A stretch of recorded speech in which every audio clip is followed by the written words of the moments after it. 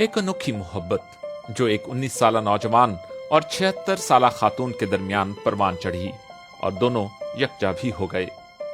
जोसेपे 2019 में मुश्तरका दोस्तों के जरिए मेलिना से मिले। उस वक्त उनकी उम्र महज 16 बरस थी।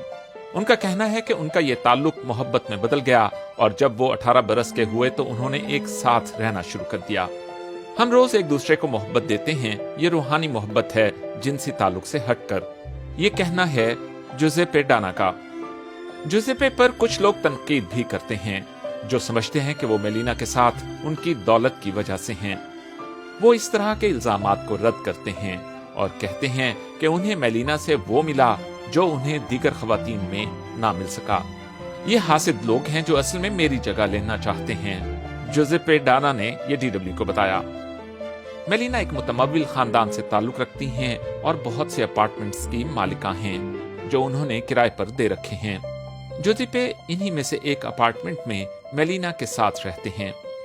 वो मेलिना के साथ अपने ताल्लुक पर फख्र करते हैं और उनके साथ मिलकर अपने टिकटॉक चैनल के लिए चैलेंजेस भी करते हैं।